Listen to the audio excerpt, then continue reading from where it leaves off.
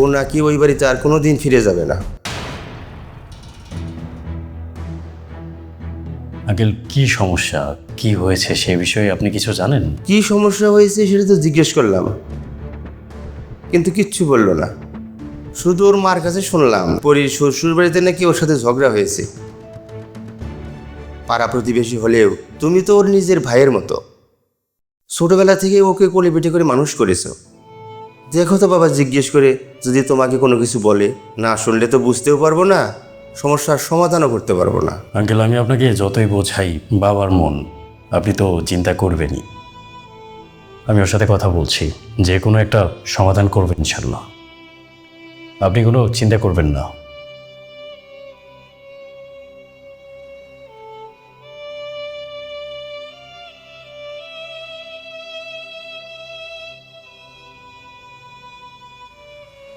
তোমাকে না আমি কতবার বলেছি তুমি আর আমাকে কল করবে না?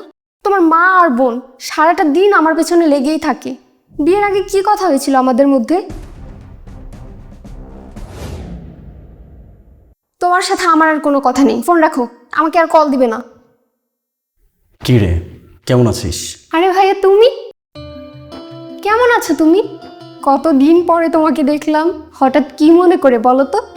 আমি তো ভেবেছিলাম তুমি আমার কথা ভুলেই গিয়েছো।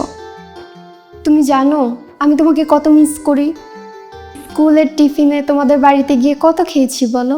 সেই দিনগুলো আজ কোথায় হারিয়ে গেল, কোথায় আপন ভাই বোনের মতো বড় হয়েছি। অথচ দেখো, গত 6 মাস তোমার সাথে আমার কোনো কথাই হয়নি।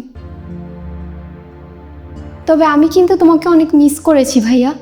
সেটা তো বুঝতেই পারছি। বিয়ের পরে শ্বশুর বাড়িতে গিয়েছিস, আজ 6 মাসের বেশি হয়েছে। এর মাঝে আমাকে কয়বার কল করেছিস বলতো? ভাইয়া বলো না তো বাড়ির কথা। ওই বাড়িতে গেলে আমি যেন কোথায় হারিয়ে যাই, আমার আর কোনো কিছু খেয়াল থাকে না।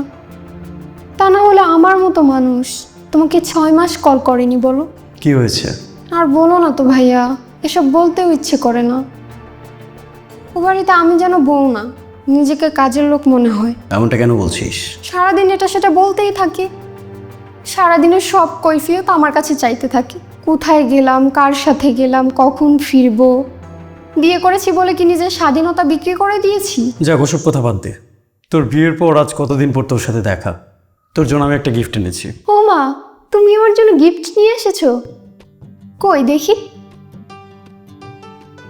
আমাকে দেখাবে না, নাকি ব্যাগের ভেতরে রেখে দিবে? ব্যাগের ভেতরে রেখে দেওয়ার জন্য কি এনেছি, এই যে নে, তোর নতুন জুতো। ও মা, তুমি আমার জন্য এত সুন্দর জুতো নিয়ে এসেছো? জুতো সুন্দর হয়েছে নাকি হয়নি সেটা কি শুধু হাতে ধরে বোঝা যাবে? পরে দেখ, পায়ে মানাবে কি মানাবে না সেটাও তো দেখতে হবে।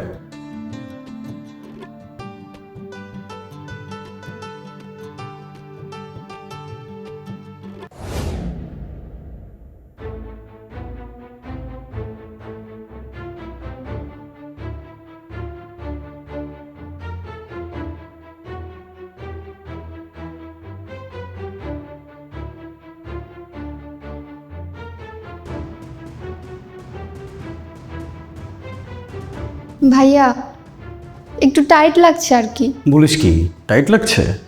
পায়ের গোড়ালিতেও যেন কেমন কেমন লাগছে। আচ্ছা ঠিক আছে, তাহলে আর পড়তে হবে না, আমার কাছে দে। না না, এটা কিছু না, কয়দিন গেলেই ঠিক হয়ে যাবে। নতুন নতুন জুতো কিনলে একটু সমস্যা হতেই পারে। আরে কি সব বলছিস, নতুন জুতো কিনেছি, অ্যাডজাস্ট হচ্ছে না, আমার কাছে দে, আমি চেঞ্জ করি। ও মা, চেঞ্জ করতে হবে কেন? অনেক সুন্দর হয়েছে।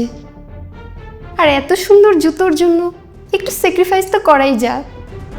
তাছাড়া নতুন সব কিছুই তো প্রথম প্রথম ইউজ করতে আনকমফোর্টেবল লাগে, ধীরে ধীরে ইউজ করতে করতে পরে ঠিক হয়ে যায়, সেটা সুন্দরভাবে নিজের সাথে মানিয়ে যায়। বলছিস? হ্যাঁ বলছি। তাহলে সংসারটা কেন নয়? মানে মানে সংসারের বেলায় এমনটা কেন নয়? বুঝলাম না। দেখ, নতুন সব কিছু ইউজ করতে যদি আমাদের আনকমফোর্টেবল লাগে, আর পরে যদি সেটা আমাদের সাথে মানিয়ে যায়, তাহলে সংসারটা কেন নয়? সামান্য একজোড়া জুতোর জন্য তুই স্যাক্রিফাইস করবি, সেটাকে তোর সাথে মানিয়ে যাওয়ার জন্য তুই অপেক্ষা করবি, কিন্তু সেই স্যাক্রিফাইসটা সংসারের বেলায় কেন নয়? সংসারটাকে কি অনেক ছোট করে দেখছিস তুই? সংসার একটা বিশাল সাধনার জায়গা, আর সেই সাধনায় শুধু তারাই জয়লাভ করতে পারে যারা ধৈর্যশীল হয়। কেন তুই দেখিসনি কত মানুষ সংসার জীবনটা অভাবের সাথে শুরু করলেও পরবর্তীতে তাদের ধৈর্যর কারণে তারা অনেক বড় জায়গায় গিয়ে দাঁড়ায়।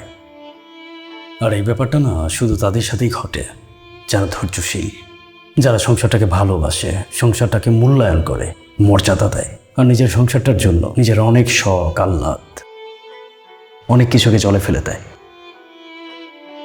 আজকে এক জোড়া জুতো, এক সেট কাপড়ের জন্য স্যাক্রিফাইস করলে পরবর্তীতে সেটা যদি তোর সাথে কমফোর্টেবল হয়ে যায়, তোর সাথে সুন্দরভাবে মানিয়ে যায়, তাহলে সংসারের জন্য স্যাক্রিফাইস করলে পরবর্তীতে সেটা কি তোর সাথে মানিয়ে যেত না? তুই তো পায়েলকে চিনিস, ওর ব্যাপারে সবই জানিস। পায়েলের সংসারটা যখন নষ্ট হচ্ছিল না, তখন আমি আর বাবা ওকে এভাবে প্রশ্রয় না দিলেও পারতাম। তখন যদি আমরা ওকে এভাবে প্রশ্রয়টা না দিতাম, তাহলে হয়তো আজও ওর সংসারটাকে ফেলে এভাবে চলে আসতো না। পায়েল আজ বোঝে যে ও কত বড় ভুল করেছে, কিন্তু ফিরে যাবার পথ নেই। আজও বোঝে শ্বশুর শাশুড়ির যে ভুলগুলোকে ও এত বড় করে দেখত, সেগুলো আসলে অতটাও বড় ছিল না। আমাদের নিজেদের বাবা মায়ের সাথেও তো আমাদের কথা কাটাকাটি হয়, মতের অমিল হয়, আর সেটা যদি হতে পারে তাহলে শ্বশুর শাশুড়ির সাথে কেন নয়? শুধু দিন শেষে তাদেরকে নিজের বাবা নিজের মা মনে করলেই কিন্তু সব কিছু সমাধান হয়ে যায়। কিন্তু আফসোস, আমরা সেটা করতে পারি না। আমরা সবাই এই সামান্য সমস্যাটাকে অনেক বড় করে দেখি, আর বড় করে দেখতে দেখতে আমরা সত্যিই সমস্যাটাকে অনেক বড় বানিয়ে ফেলেছি। কিন্তু এই ক্ষুদ্র সমস্যাটার পাশে না বিশাল একটা সমাধানের জায়গা আছে, আমরা কখনো সেদিকে তাকিয়েও দেখি না। আমি হয়তো নাহিদকে অতটাও ভালো করে চিনি না, কিন্তু অন্তত এতটুকু জানি যে ও তোকে যথেষ্ট ভালোবাসে এবং সম্মান করে।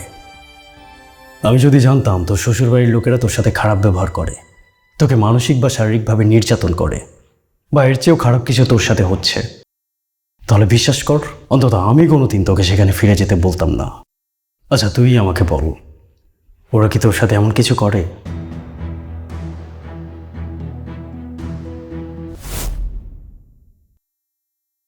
হ্যাঁ, হয়তো তারা বড় জোর তোকে ছোটোখাটো কিছু বিষয়ে নিষেধ করে, সেটা তারা করতেই পারে, সেটা তারা তোর ভালোর জন্যই করে। সেটা তো আঙ্কেলও তোর সাথে করতে পারে। আসল বাস্তবতা কি জানিস? তুই যদি সব কিছু বাদ দিয়ে নাহিদের বাবা মাকে নিজের বাবা মা মনে করতে পারিস, তাহলে সব সমস্যার সমাধান সেখানেই হয়ে যাবে। আর আমার মনে হয় না তখন এই ছোটোখাটো বিষয় নিয়ে তোর খারাপ লাগবে। আজ নিজের ছোট বোনটার কত বড় ক্ষতি হয়ে গেল সেটা তো নিজের চোখে দেখতে পাচ্ছি। ছোটবেলা থেকে তোকে সবসময় নিজের বোনই ভেবেছি, বোনের চেয়ে কখনো কম ভাবিনি। আমার এক বোনের ক্ষতি আমার চোখের সামনে হয়েছে, আমি চাইব না আমার আরেক বোনের ক্ষতি আমার চোখের সামনে হোক। এইটুকু সামান্য একটা ভুলের জন্য তোর জীবনটা শেষ হয়ে যাবে, সেটা আমি দেখতে পারবো না। ভাইয়া, আমি কখনোই তোমার মতো করে ভাবিনি। আমি একটা গাধা, আমি একটা বোকা। আমি নাহিদকে এক্ষুনি কল করছি, কালই আমি ওর সাথে চলে যাব। নিজের খেয়াল রাখিস।